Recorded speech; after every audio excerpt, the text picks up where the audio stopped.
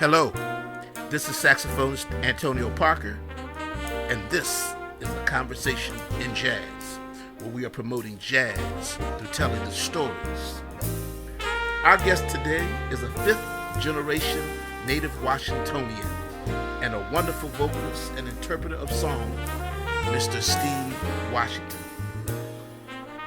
We ask you to like, comment, and subscribe to the channel. Hit the bell icon so we can let you know when we are posting another video or going live. We also ask you to donate to our Cash App in order to support the channel and help us to produce future videos. Our Cash App is $Jazzology 101. That's $Jazzology 101. Enjoy the video.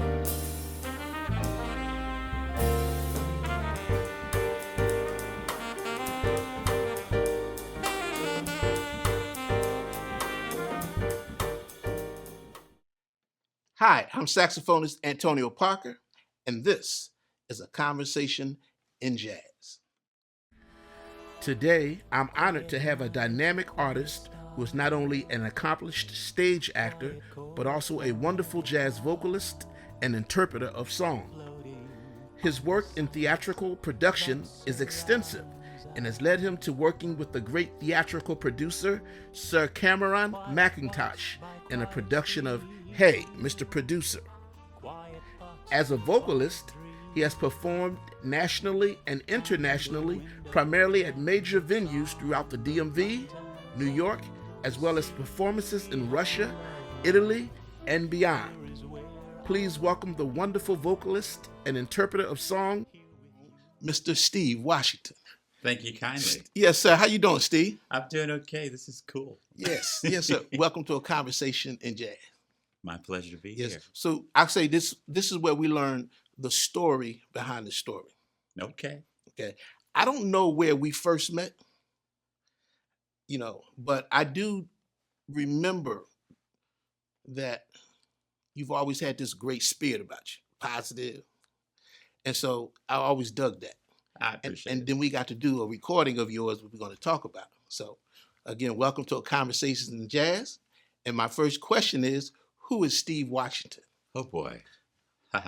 Well, Steve Washington is someone who's been in entertainment in one form or another for more than 40 years, but who feels like every day is learning something new.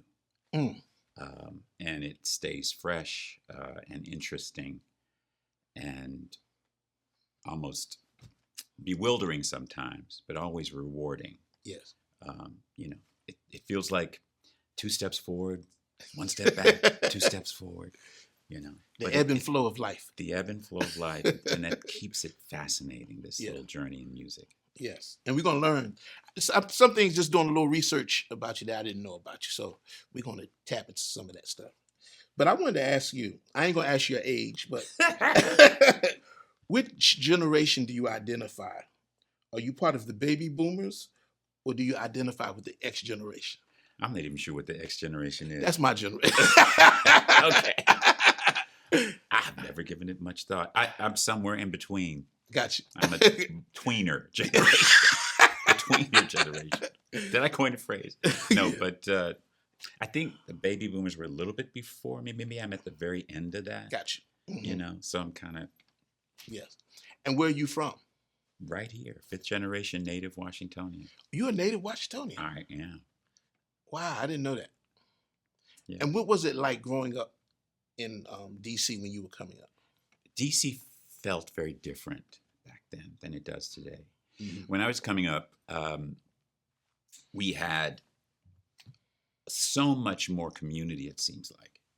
And I came up initially, at least in the public school system, and we had, like, over on Lamont Riggs, we would just go to the school and the community centers. That was our hang. Yeah. There were always activities, so there was always something for us to do.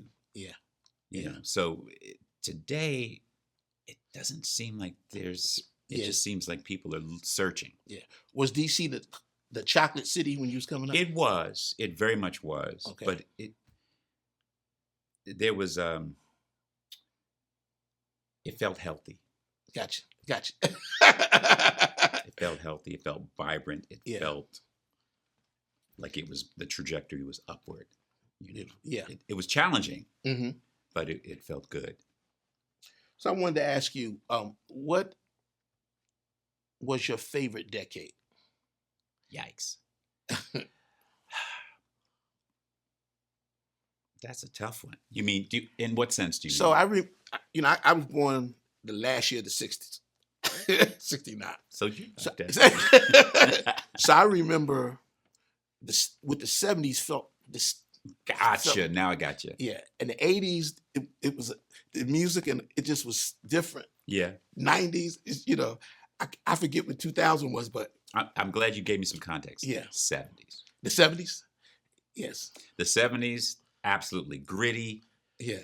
naughty, super creative. I mean, the 60s was like doing this creatively, and the 70s was an explosion. Yeah. Because you had, I think if you think about every genre of music, if we're talking about music and film, every genre of music, it was just amazing stuff coming out. Just from country western to funk to fusion, even straight ahead. Yeah. I mean, everything was just on fire during the 70s. Yeah. It just felt it. I remember being a kid, and I just remember songs, Lean on Me, songs that, I believe the children are the future. Yeah. And going to the drive-in movies and cook, the cookouts with the family and Right. You didn't have to worry about pops. Right. Thank you. Yes, absolutely. So that was. I remember the big park gatherings we used to have. Yes. I was a kid. I was too young to really get into any trouble. But or just really fully engage in it. But I just remember being around all these young adults, and they were just communing and fellowshipping, and they were like badminton and tennis and all that. It was so much fun. Yeah. And I say that because I think that, and so this, like what I'd like to do here, Get excited I like to tell stories. And I think as we tell stories to young people, they can get an idea of what the hood was like back in the day. Yeah. It wasn't, you can walk out, if you got in a little fight, that's okay, because we make up. You just have a little bruise, couple bruises, and that beat it, and you work it out. And but it was a community. Right. And so I like to talk about that because I like young people to. I think we have normalized some things that are not healthy. Yeah. In this day and age, so when we get a chance to talk about some of our history, for the young people, I think it's important for them to know that there was a time when people loved each other and you respected adults. Miss such and such and Mr. Absolutely. Yes. Do you come from a musical family? Innately, I would say. You say innately? Yeah. Okay. My family, not politically, but sort of in terms of our approach to life, was somewhat more conservative. Get your job, make sure you, like a lot of, make sure you can take care of yourself, that type of thing. So the luxury of being a musician or being a pro athlete, that was kind of alien. I got you. Yeah. But things are going to be what they're going to be. My brother was, he ended up playing professional basketball in Argentina for several years. Wow. And my nephew is now on the practice squad at the Ravens. Really? He's moving around, but he's at the Ravens now. Mm-hmm. And, I stubbornly clung to this music thing, this theater, then music. Yeah. So in spite of all of that, we still ended up in arts and athletics. But I could tell that my family had latent musical talent. Mm-hmm. So, what kind of music were you listening to when you were coming? We had everything. I was looking at I've sort of inherited my mom's collection, my family's collection. Mm-hmm. We had everything. We had everything from Julie London and Doris Day to Aretha Franklin. Wow. And everything in between. Nancy Wilson, loads of Dionne Warwick, loads of Nancy, Dinah Washington. And you were hearing this as a kid? Billy Eckstein, yeah. Wow. Mostly because when I was a kid, I would break open the record collection and just start spinning stuff, you know. Yeah. It was just fun. Yeah. Motown, I would invade my aunt's, listening to Smokey Robinson, the Four Tops and the Supremes. No doubt. When did you begin singing? I started singing sort of with the records really young. Really? And it was always there in terms of my interest in it, but it was just for fun. And then in high school, I auditioned for something and I got a little show where I had to sing a little something. I kind of planted some seeds because my thing was track and field. That was my thing. Really? Yeah, that was my thing. And when I got to college, that's when it really changed for me because the choir director, the gospel choir director saw me watching the rehearsal and said, "Come on in," you know, and I did. And what college was this? Princeton. Princeton. Oh, okay. Princeton. Wow. And then I auditioned for a show. I got a show, and then I got asked to audition for the Princeton Nassoons, which is the university's first male a cappella group. At that time, it was all male, and so there's a lot of history there. And amazingly, I got in, and that was remarkable. You didn't coming up like in your formative years. You didn't study music formally. Not a note. Really? Not a note. I wish I had that luxury. Well, I have a different view on that. Study is to study at some point is good. I started off studying music, like learning how to read music and reading. I wish I would have started off like just playing, listening and singing and I wish I learned music that way as opposed to, learning how to read first. Gotcha. Because I feel, and I have to. So I have that when you learn music just by reading, it doesn't stick with you the same way. I know exactly what you're talking about. Yeah. So I think there's an advantage to learning, just singing along with the records and doing that certain thing. And sometimes the not knowing what it is, but just knowing it sounds good. Yeah. So something to be said for that. Yeah, and I think what I finally arrived at was giving myself permission to pursue this without necessarily having all the theory and all of the technical expertise that you would like to have. You didn't have any vocal coach or vocal? Not initially. I did. It's expensive. So I did take classes or lessons really here and there. But this is in college? After college. After college? Well after college. Wow. Yeah, well after college. Back in the 80s, I studied with a tenor from Catholic University. And he was like, "I can't tell what voice you are." Back then, I had these huge extensions. So they couldn't tell if I was a baritone or a tenor back then. Yeah. So they just said, "Well, you sound like a tenor." When I hear you sound like a tenor, but when you talk, you sound like a baritone. I'm a baritone. Okay. I've always been a baritone. I realize that now. Mm-hmm. But when I just reflect on my natural registration, I've always been a baritone. I just had an ability to sing in extensions that are sort of, I can tell, especially in my younger years. So you basically taught yourself how to sing. Yeah. You see, when in theater, unlike jazz, in theater, you are confronted with the task of fitting yourself into a role. Mm-hmm. And that role demands a certain, for lack of a better word, FOC, meaning a vocal registration. So you have to learn, it's like, okay, I'm going to audition for this role and I have to sing A natural or I have to sing B flats. Mm-hmm. Well, if you want that role, you got to figure out how to do that. And so you teach yourself I taught myself just by sheer will how to find those notes. Wow. And I, I was able to do stuff like that. Now, were you breathing correctly? How'd you develop your breathe? Like, was that just, you were just singing? Well, I did have some lessons, and I did work with sporadically with teachers when I could afford it, frankly. So I had a framework. Okay. But a lot of it was just practicing, working things out. And, my first production show with Gina and Ryan Productions, loved them. I got to see the world through them. Wow. Playing on, being the principal vocalist on ships. Recommend it to any young artist who wants to get out there and just work and experience the world. Mm-hmm. But I sang George Michael and I sang Carl Anderson.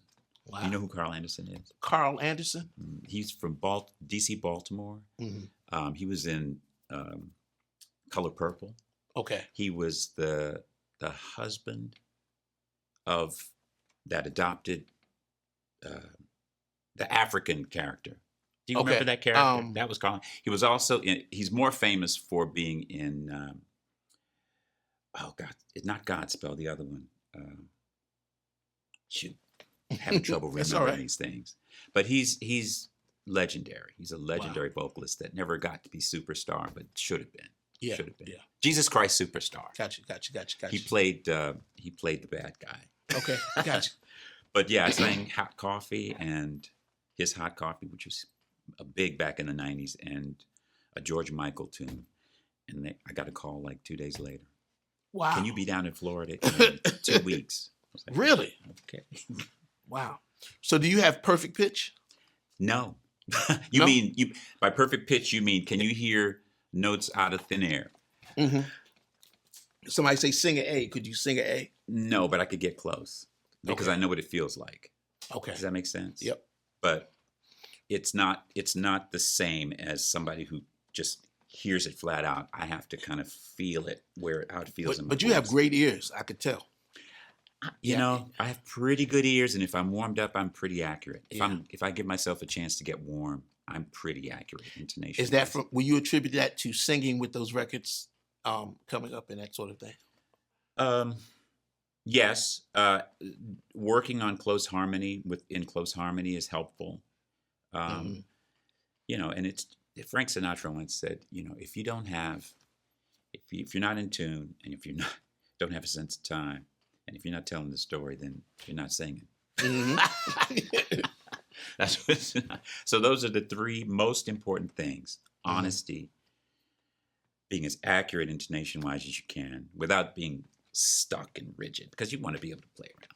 But and having a good sense of time. Yes, those are all things to work on all the time. And I'm not accurate 100% all the time, but I work at that. I pay attention to that. So you got into acting before you got into singing, or vice versa? How did that work out? Did you start out about the same? You know, it's so interesting, and this may be helpful to some young folks that are tuning in. But I got into the showbiz quite late, really college, and then after college, I auditioned for West Side Story back in the mid 80s, right after a couple of years after college. Mm-hmm. And they said, you sing great, but we need you to be able to really dance. I was like, okay, I knew that was coming. So you had to learn how to dance? So I did. I took classes after work every day of the week, starting down at dance.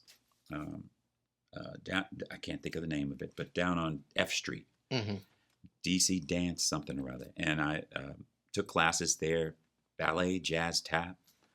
And within a couple of years, I was actually in dance companies. Wow. I was actually on stage dancing. So what was that? What inspired you to go into entertainment? Like, what was it? You went to Princeton. What was your major? Art and architectural history theory with design. What is that? You said art? Art and architectural history. Okay. Theory with design. So I did some architectural design. And the only reason I say with design is because when you're in the studio studying architecture, you're in the studio for hours because the design process, there's no end to it. So you just, so you're constantly debating with yourself about how, how to create spaces and how to, and I realized very quickly, I'm not experiencing college life. I'm in the studio all the time. So I said, okay, let me back off of this. I like architecture. I was thinking about being an architect. Let me back off and broaden this a little bit so I could take a break from the studio. And it worked out. It worked out quite well. Yeah. I mean, was there production? Were you going to see plays, and did that inspire you? Oh yeah. I went to see a movie that was airing at Princeton. It was my freshman year, and it was Fame, back in 1981, I think it was, or 80. No, it was 80, 81. And they were having film at one of the halls, and I went to see Fame, and I was gobsmacked. That did it. Yeah, I remember. I went to a Fame school. I went to the Performing Arts School in Philadelphia. So I remember that. Yeah. So I just wanted to be in that world. Yeah. Yeah, I was in that world in high school. We had the dancers, we had the band, we did plays, the theaters. So I know what you're talking about. Yeah. Yeah, I wanted to be in that world, and it heads exploded when I called and said, I'm not sure if I'm going to continue running track. I got calls from my old coach. I got calls from my you had to parents. tell mom? Yeah, they were like, "What are you doing? You have the potential to be a world-class middle distance runner. What are you doing?" I was like, wow. So did you actually change your major? No, I didn't. I modified it. I stayed in architecture, but I did modify it. Wow. Beautiful. So do you see yourself as an actor who sings or a singer who acts? I have not done as much acting as I would like, but I don't have endless amounts of time. So music was always fundamental for me. Acting and dance were sort of required aspects of being a complete entertainer for theater, like a triple threat. So, but music was the anchor for me. So at this point, if I were to pursue acting, I'd have to really dust it off and get back into the study of it, because it is a whole thing. Yeah. It is a whole thing. It is not, unless you're supremely naturally gifted, it is not something to fool around with lightly. I would take it very seriously, and I would get back into it hardcore. Well, we're going to talk about some of that, because you've done some great things in that world. There are a couple of things. Now, your voice has a purity and gentility reminiscent of the great Nat King Cole, in my opinion. How much Nat have you checked out? A lot. Really? A lot. Your voice just reminds me of Nat King Cole. Now, was he a baritone or tenor? He's definitely a baritone. Okay. All right. Absolutely. All right. Yeah. So did he have an influence on your? Yes. On you? But it came later, because when I was younger, my imagination was more triggered by brighter voices. Really? Like Mathis and Tony Bennett's not a brighter voice, but he's a big bravura voice. So those kind of voices, those high belty voices, really kind of. Yeah. Not so much now. I'm not so impressed by all that now. Yeah. I'm more interested in warmth and nuance and storytelling and. Yeah. That's what I hear when I sing. I can hear that. But when I hear your voices, when I hear Nat King Cole, he just had the way they carry a song. Yeah, it's just And you remind me of that. Yeah. Have you been told that before? Yes, actually, yes. Critics that have, and I'm very honored by this and kind of humbled by it. But they have, in describing me, they've named people like Johnny Hartman and Billy Eckstein and Nat King Cole, and that is high praise, and I receive it with great humility. Who are some of your major influences in music, like, and as a vocalist? Initially, there are three. Johnny Mathis was four. Johnny Mathis, Tony Bennett. I vividly recall just really listening to these two voices. And Dionne Warwick and Nancy Wilson. Wow, yeah. Those are probably the four that I really... That's your Mount Rushmore? Yeah, and everything expanded out from there, but those are the four, I would say. Was it something special about those four that compelled you? I just think the elegance and the warmth of the music, the interest in the music, the maturity in the music. It's something that I was drawn to. Although I loved Motown, I loved Aretha, I loved all that stuff. But for some reason, if you gave me my choice, it would be those four. And I came to Sinatra later. Yeah. I always loved Sinatra, but I came to him later. And I came to Billy Eckstine a little later. I came to Hartman a little later. I came to Nat a little later. But those are the four that initially. Okay. When I watch you sing, you you're having a lot of fun. You really enjoy. Do you enjoy performing? Yes. Especially if I'm feeling healthy and I'm feeling like I'm in good voice. Oh man. Do you get nervous before performances? Not anymore. Only if I don't feel prepared. If I don't feel like I've had a chance to prepare, then I won't call it nervousness, but more irritation than anything else. Like life got in the way of me doing what I'm supposed to be doing right now. That type of thing. Yeah. But I get energized. Really? But I wouldn't describe it as nervous. Nervous I see as a negative energy. I feel more of a anxious, like a getting ready to like you're getting ready to get in the blocks and race the 400 or something. Wow. that kind of energy. Yeah. Wow. That I feel more like that. Well, one thing I noticed, you know how to engage an audience. Like you when I see you perform, you know how to make that connection with the audience. Would you say so? I think that's part of some of that's probably a little bit of the theater coming out, but or a little bit of the cabaret thing coming out, because what cabaret artists have in spades, the good ones, is an ability to frame a song so that the audience can come to it in different ways, other than just you singing at them. It allows them to have a connection to what you're doing that's deeper than just receiving notes and receiving lyrics. But see, as a vocalist, not only must you engage them while you're singing, after the song, you talk to them and you're a very good communicator. So, and your personality, I think a lot to do with your personality. I think has a lot to do with theater.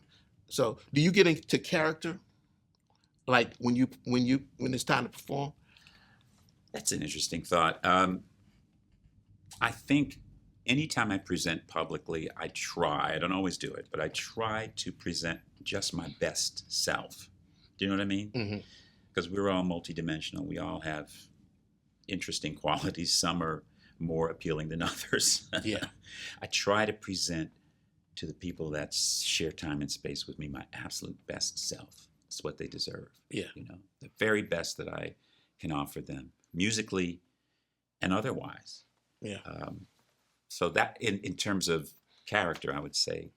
But you're comfortable in front of that Absolutely, audience. Yeah. Wow. Absolutely. Beautiful. So are you an introvert, or would you consider yourself an extrovert? I think I'm an introvert. Really? Yeah, I do. I think I am too. But in the sense that I wouldn't say introvert, I'm a loner. You are a very individual cat.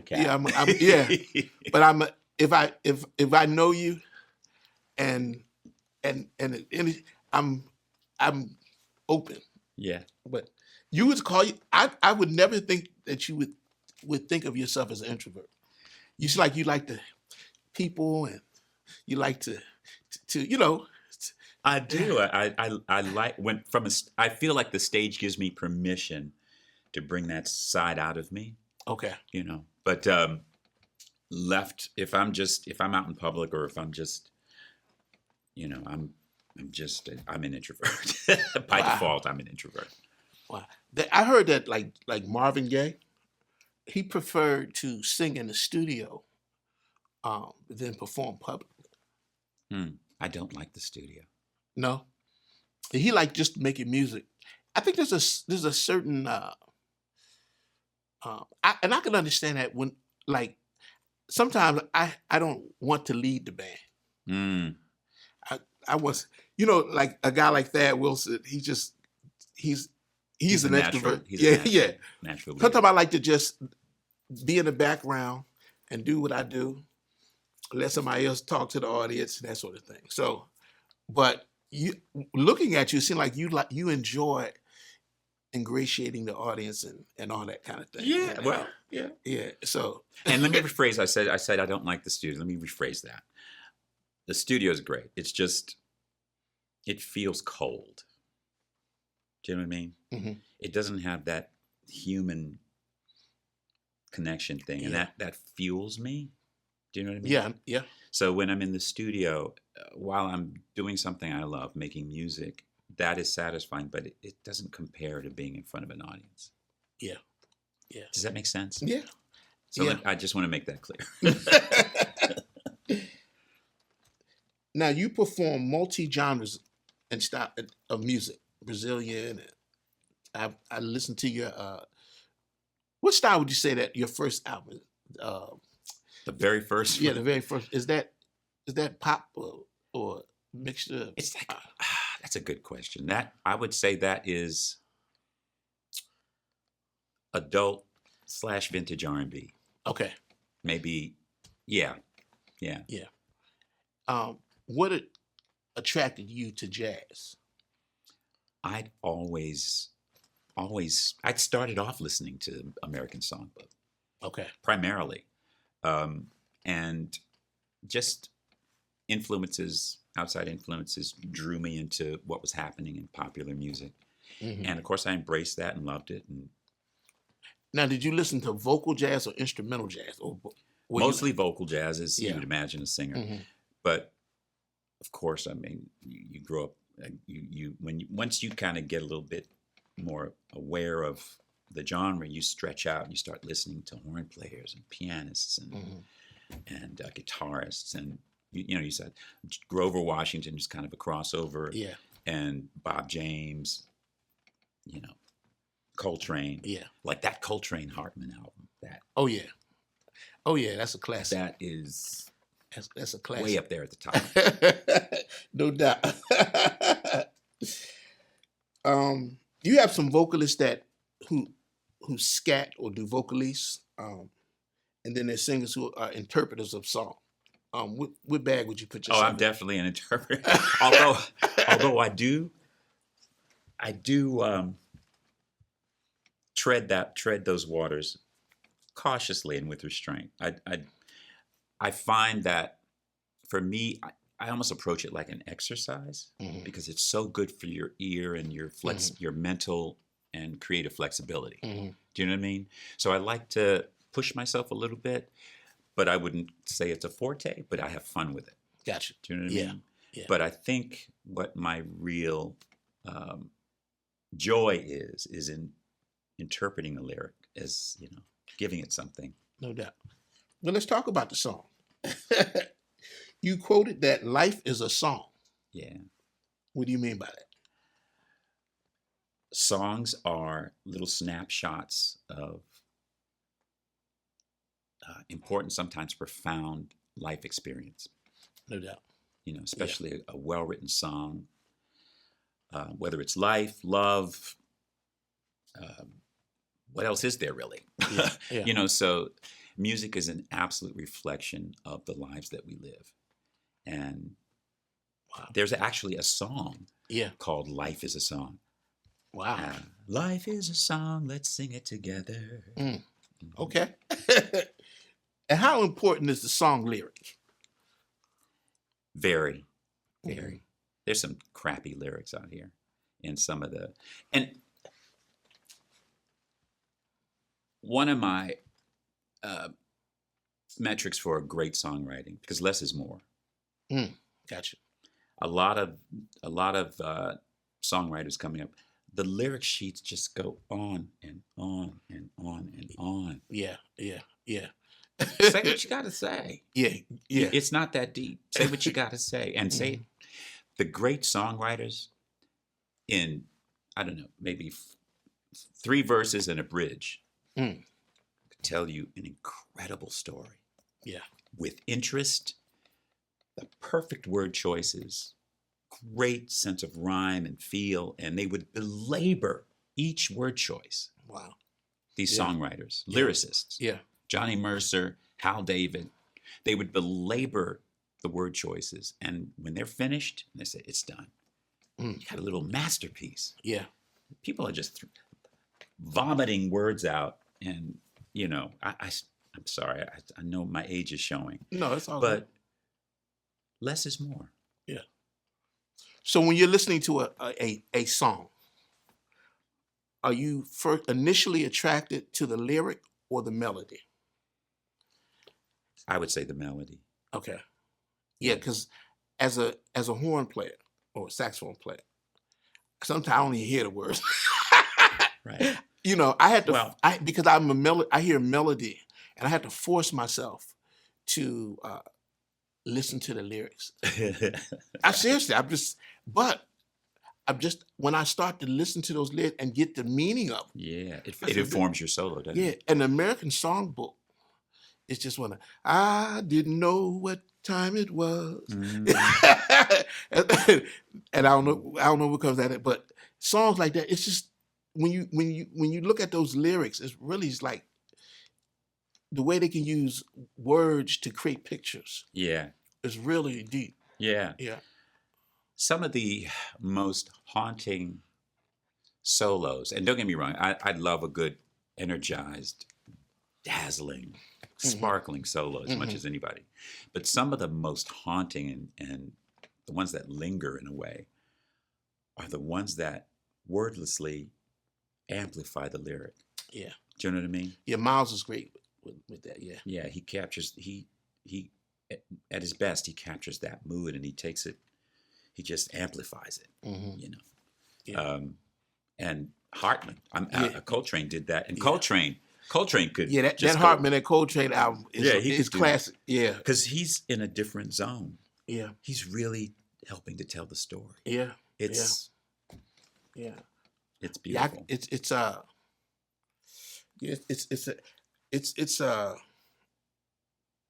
and it's funny because when I first heard Train, when he was playing, my favorite thing, that was a little over my head. But I heard Charlie Parker. And I could hear, like, just through sound, like no lyrics. I could hear, like, the depth and pain, and I can hear joy, celebration, and I can hear all those things, and then when you look at the lyrics, that's what it is. Yeah. That's what he's captured. So yeah, man. I forgot to mention Sarah. Sarah Vine? Yeah. She was one of those ladies that I would just go, wow, what is that? Did you ever get to see some of these artists? I never got. Did I see? I think I may have seen Sarah. Sarah Vine? Wow.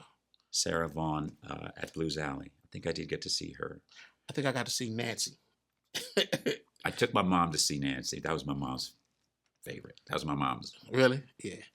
Yeah, Nancy. She had just unique. The Honey Coated. Did you hear that? You hear that album with her and Cannonball? Yes, one of her early ones. Yeah, that's the one where guess who I saw? That's not on that. Is that on that? I don't think it's on that one. But I know Old Country was on that. The Old Country. You ever hear that one? I don't think I've heard her sing that one. Oh, you got to hear that. Okay. Old Country. You got to hear that one. I love discovering new stuff. Yeah, check that out. Or new old stuff. The Old Country with Cannonball Adderley. You're gonna love that one. Yeah, I think I have that album actually. Yeah, my mom's collection. Do you compose? Yes, but I haven't recently. Okay. I composed in college. I wrote like 3 songs in college that are on that first record, by the way. Okay. And I wrote some more for that with Al Johnson. Wow.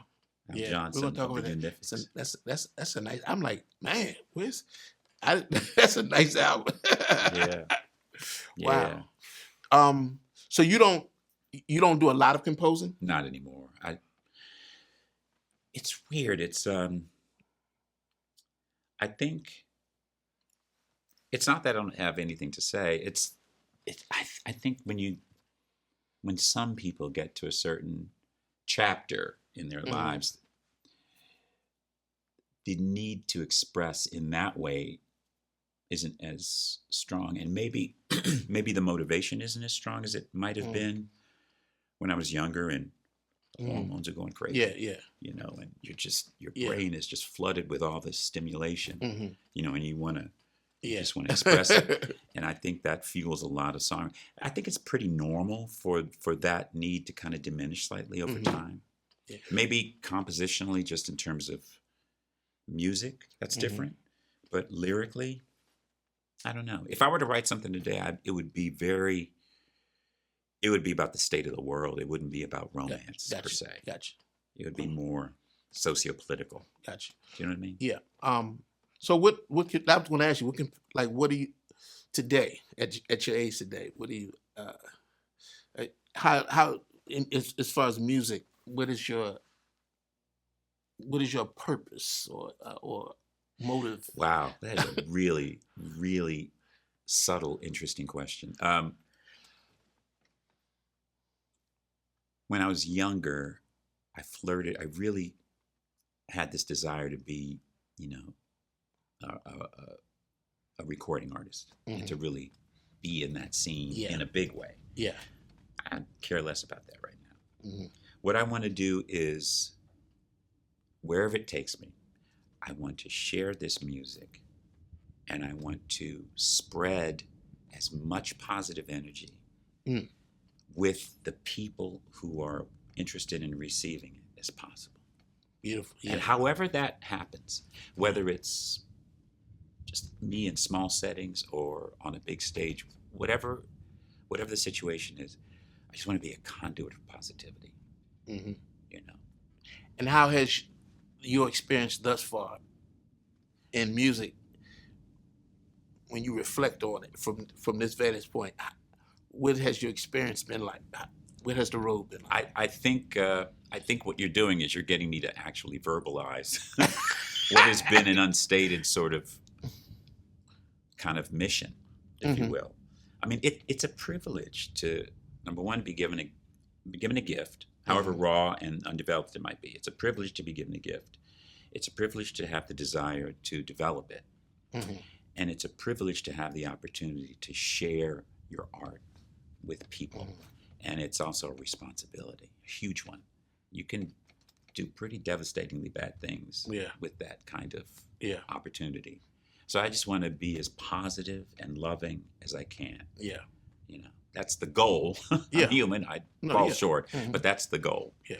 And you have fans, like people that when you perform, they come out and support you. I hate the word fan. I really hate that word. Okay. Because the base of it is fanatic.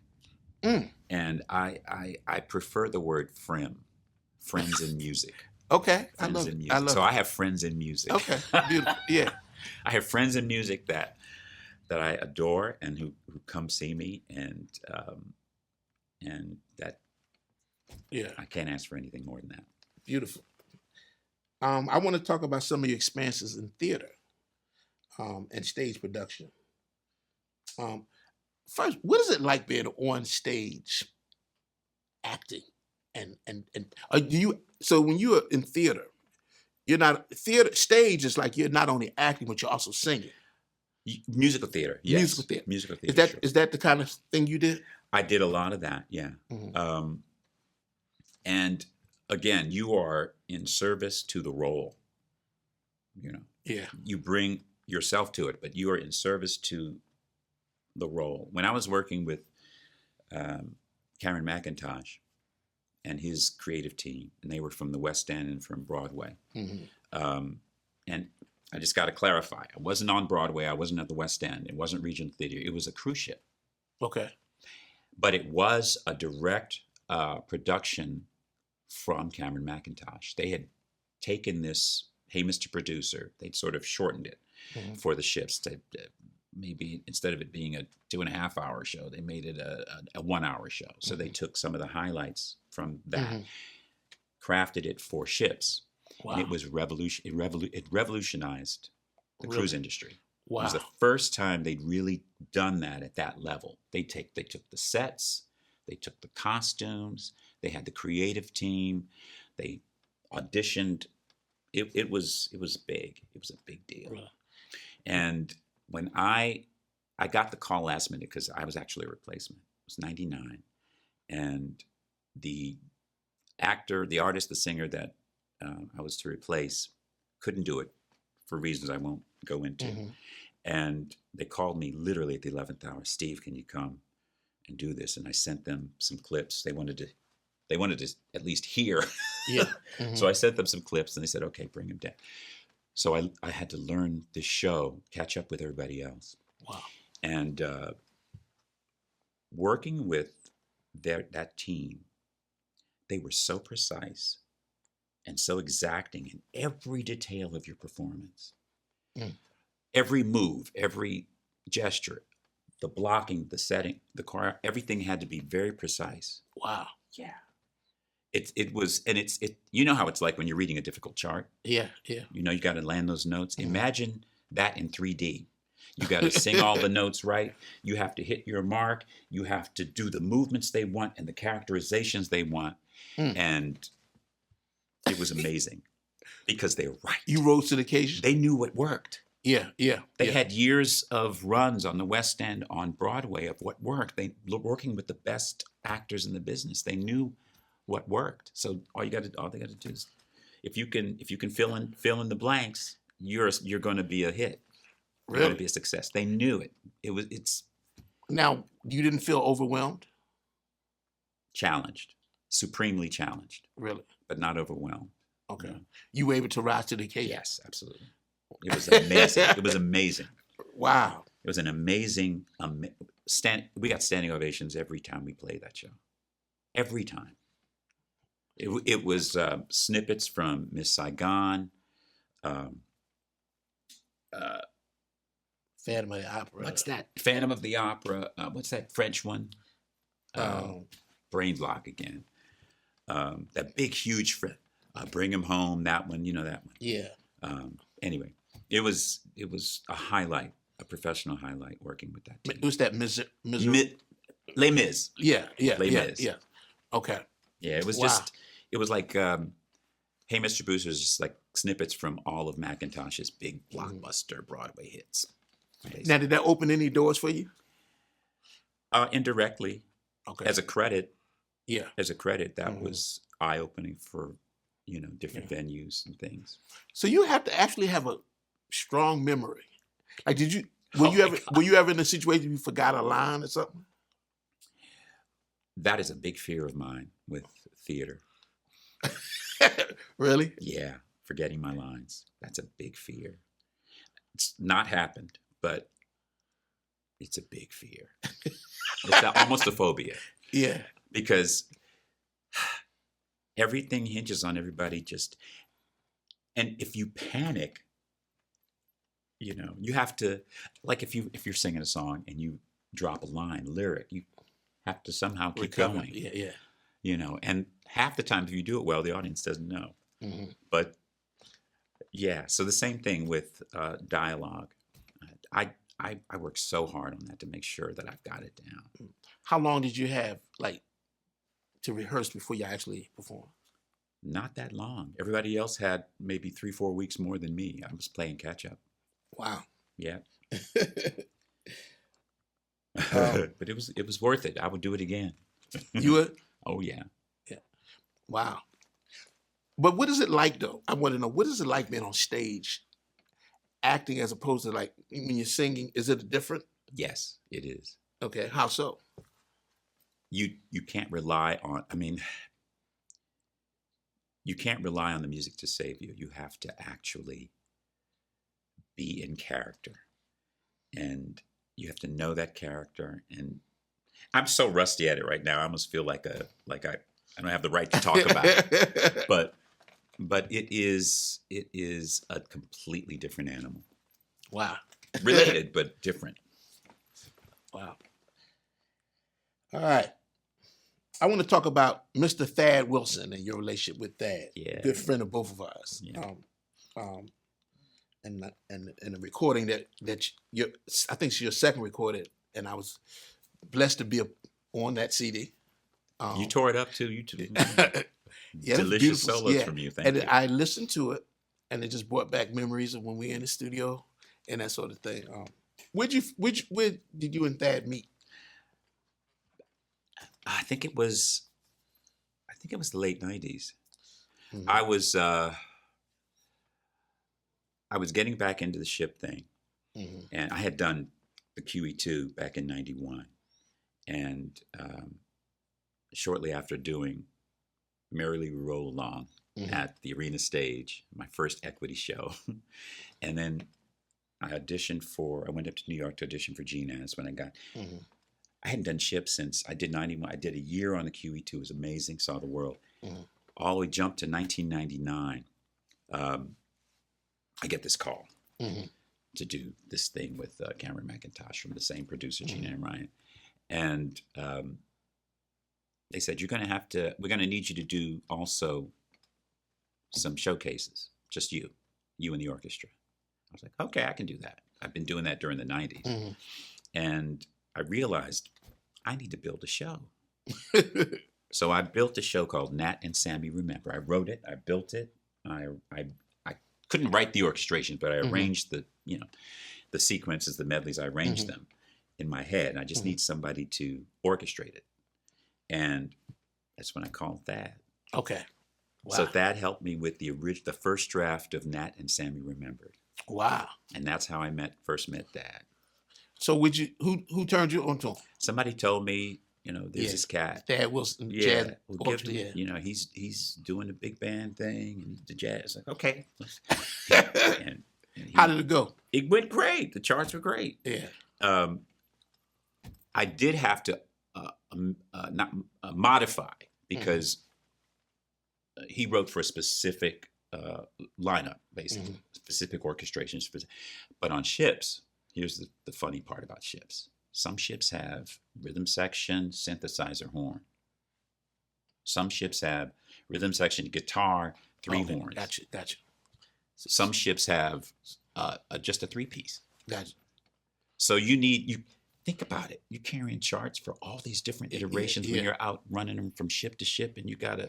So I said, I need a charts that, frankly, I can just hand out the right parts to the right people, and not have 18 different arrangements for the same tune. Yeah. So I had to have those initial drafts kind of expanded so that I could now be flexible. Were these gigs paying good money? Yes. Really?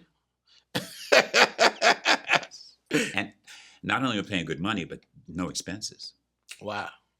Yeah, your housing is taken care of, food. Yeah, and I'm not crew.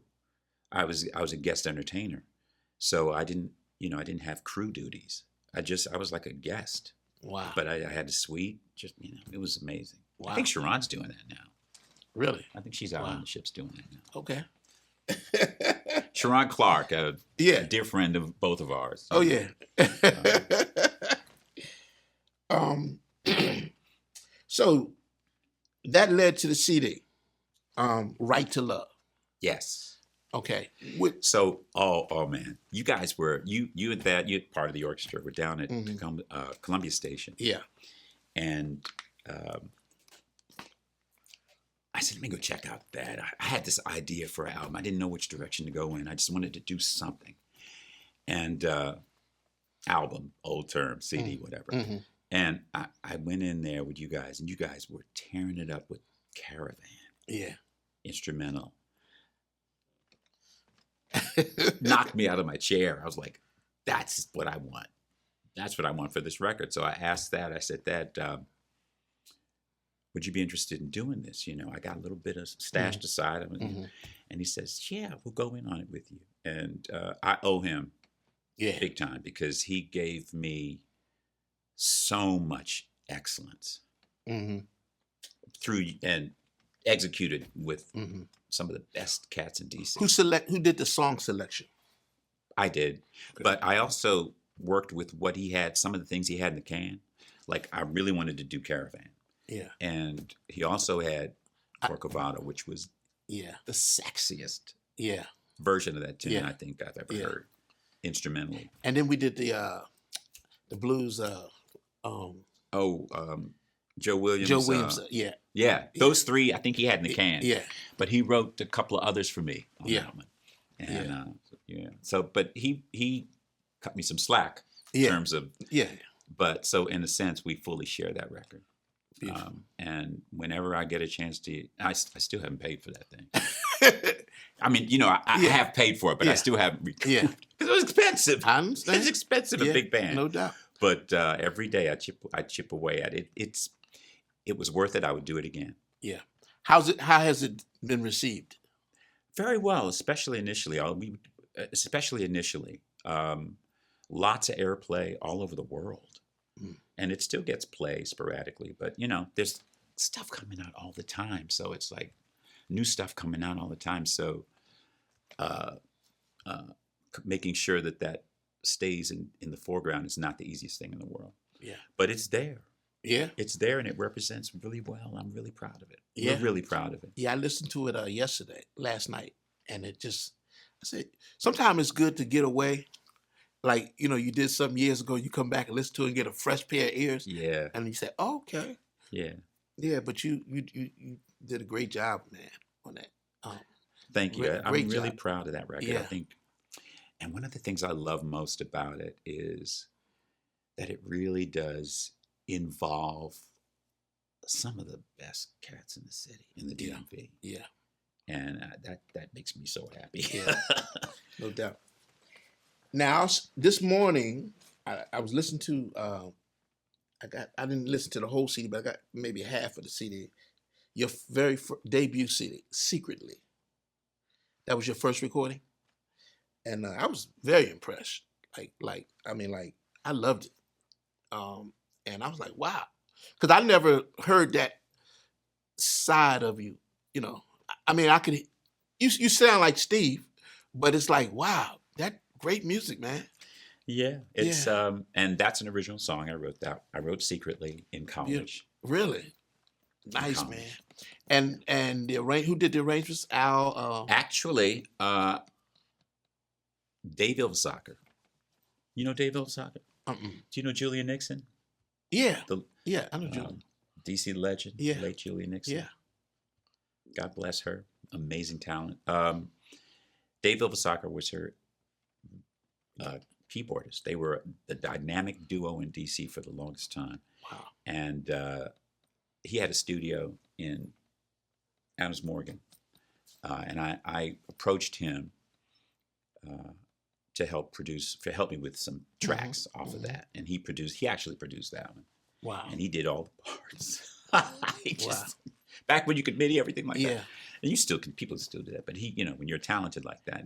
Now, were those real horns? Like I heard French horn. Mm-hmm. Those are all samples. They were all samples. Really? Mm-hmm. I think it's been a minute since I've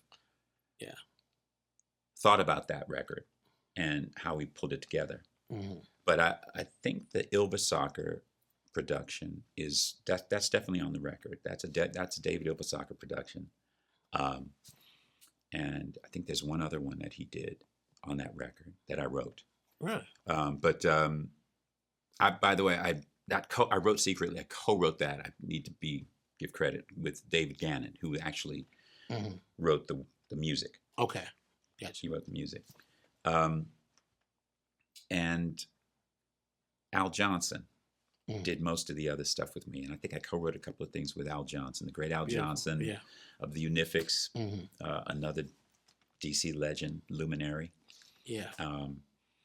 And privileged to work with him. Amazing to watch him in the studio. Yeah. Yeah. Amazing. Yeah. So how was that record recording received? It did pretty well.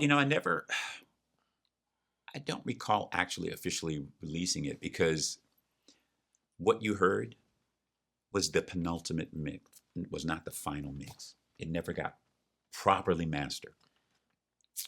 Yeah, never got properly mastered. That's easy to do.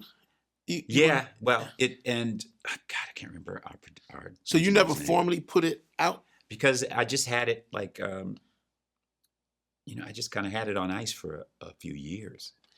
And then I released it finally. I said, what is this? What am I doing? So I did finally release it so I could have something to offer people at gigs, Yeah, I enjoyed it. But I never officially released it. I did kind of sort of quietly release it. And you can see it on, I guess, some of these streams. But well, let me encourage you to push all your music because as we get older, our legacy is what survives us. Yeah. And, musicians, we have a tendency to be forward motion. What's the next thing? Right. That we don't, bring that stuff, man. And because that song, when I heard it, was new for me. You put it, it was the first time I heard it. So it was new for me. Yeah. Yeah. So let me encourage you to, push it because it sounds great. Thank you. Thank you. I listened to it too. I'm like, wow, who is that person? And you have a new CD on the horizon. Right? Yeah, we recorded a CD called Skylark in Russia in 2018. And the plan was for me to remaster it because there's a couple of things I wanted to change. I said, I can give that a little bit more electricity. Let me get in the States and kind of. But I wanted to release that properly here in the U.S. And of course, Ukraine happened. Yeah. And so those masters are pretty much stuck there. But until and if the war ends and there's some sort of peaceful resolution to all of this, but they can't send them through the internet, probably. But it's awkward. It's a little awkward right now. Wow. I should try. I should really give it the college try and see if I can get a hold of those masters. Yeah. From who has them? Vasiliev. Okay. Yeah. He technically owns them. Okay. Yeah, man. So keep on going. We almost to the end. I gotta mention my girl Debbie Kirkland. How did you how long have you known Debbie? I've known Debbie through Mel, I think. Or was it the other way around? How awful. I can't think of how it seems like I've known Debbie for so long, I can barely remember when I first met her. Thing about Debbie, she was doing this stuff before. She was playing like Charlie's back in the 80s. Yeah. I was People on her. don't realize that. I think I was on her. Was that her first album? That's right. Yeah. That's right. Yeah. In Session. Yeah, In Session. I sang back up on that with you guys. Yeah. That was. That's right. That's probably where we met. Yeah, I think that's where we met. Yep. That's where we met. Mm-hmm. And that's when I just got enamored with Mel and his artistry and Debbie always had the knack for picking great guys. Yeah. She picked a hell of a rhythm section. Do y'all still stay in touch? Oh my gosh, we were on the phone yesterday for like an hour. How's she doing, man? I haven't She's fine. She's teaching voice and changing lives. What? She's a great teacher. Yeah. She really is. Yeah. And she's tough. Oh, but yeah. She's a great teacher because she's been through it. So she knows. Mm-hmm. And she's really buckled down into the science of it, the science of the vocal mechanism. Wow. And so she's with that plus her knowledge of the business, she's an asset to any student. Beautiful. Yeah, but she's doing great. I'm trying to get her out of retirement. She went in retirement? Semi-retirement. Semi-retirement. All right, so we have some final questions. You have a performance coming up at the legendary Blues Alley. Yeah. That's in August? In August 15th, Thursday. August 15th. It's unusual for local artists to get like a quasi weekend because Yeah. they usually reserve those for national, international Yeah. acts. Yeah. So I'm really, really honored to have a Thursday. And I haven't, back in, I don't know if you remember Ralph Camilli. Who's that? Ralph Camilli, he used to book the talent. Oh yeah, I remember Rob. Yeah. Yeah. When he was Didn't he go to doing Bethesda Blues for a minute? He was, he went from, yeah. back when I'd play there 2-3 times a year, Wow. Yeah. Okay. you know, because we just, Yeah. And when they changed, I think went to Bob Israel and a couple other Yeah. people. I just kind of Mm-hmm. did other things. But so this is kind of like, even though I've guested in the interim as the marquee or the headliner. So this is the first time I'll be marqueeing there, word I made up, in 12, 15 years. Wow. So it's kind of like a little bit of a homecoming. Yeah. Yeah. So I'm really excited about it. Okay. Anything? Any new stuff? New tunes, songs, or compositions, or new. There are some. The theme is Heart of a Troubadour, and there are some artists that are beloved that maybe don't get, that are familiar but maybe aren't in people's frontal lobe, if you will. So I think it'll be a reintroduction to some like O.C. Smith. You know that cat? Who's O.C. Smith? O.C. O.C. Smith he's got a long history, but he did his big hit was Little Green Apples. Okay, he's going to be singing with you. No, he's performing. We lost him, I think, in was it the 90s? Oh, okay, maybe the 2000s. But O.C. Smith is one of the great troubadours that people don't know as much about as I would like.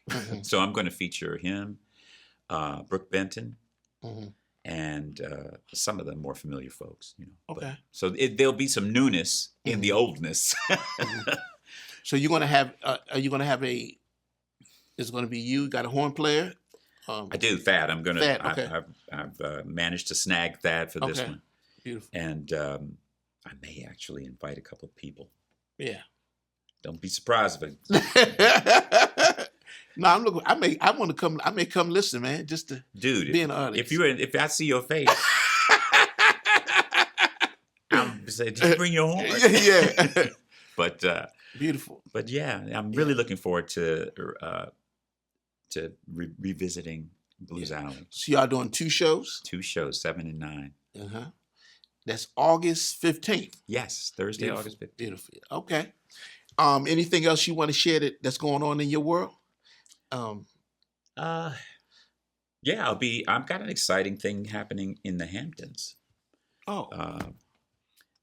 It's there's a wonderful series up there, and I've got some friends up there that I've been playing intermittently with, performing with, and they've invited me to be a part of this series, and it's kind of a big deal. So I'm really excited about that. Beautiful. Can't remember the name of the series, but I'll post something about it as we get closer to it in September. Okay. All right, so I got one more question. So, how can people contact you and learn more about what you're doing? Sure. I have a Facebook page. I'm kind of old school. Can you believe Facebook is now old school? But I'm still learning the Instagram thing. But me too. Steve Washington Facebook, and I also have Steve Washington Singer, I think. So I have 2, but my main one is really the main one, just Steve Washington on Facebook. And I do have a YouTube channel. I post some things here and there. So visit. You have a website as well. That's right. I do have a website. That's the most important thing. SteveWashington.biz. So, yeah. I try to keep the calendar up to date. Yeah. Well, man, I want to thank you for sharing some of your story and experiences with us, man, on A Conversation in Jazz. I think you're an incredible talent. Oh, thank you. And I work to live up to that. No, I do, man. It's funny that you seem like a natural talent, but I know you work hard. Yeah. Yeah. So, and just keep doing it. Thank you. Because keep the good spirit, because the world, like you said, the world needs positivity. you know, and just do your thing. You know what I'm saying? Thank you. So thank you again for coming on, and all the best to you in all of your endeavors. Thank you. All right. And thank you for what you're doing. Oh, no problem. Amplifying the community, the jazz community. Appreciate you. Of course, for inviting me here today. Yes, sir. There it is. You're listening to the wonderful Mr. Steve Washington right here on A Conversation in Jazz. And we'll see you on the next one. The look of love is in your eyes. The look your smile can't disguise. The look of love is saying so much more than just words could ever say. And what my heart has heard, well, it takes my breath away. I can hardly wait to hold you, feel my arms around you. How long I have waited just to love you. Now that I have found you, you've got the look of love. It's on your face, a look that time can't erase. Be mine tonight. Let this be just the start of so many nights like this. We'll take a lover's vow and then seal it with a kiss. I can hardly wait to hold you, feel my arms around you. How long I have waited just to love you. Now that I have found you, don't ever go.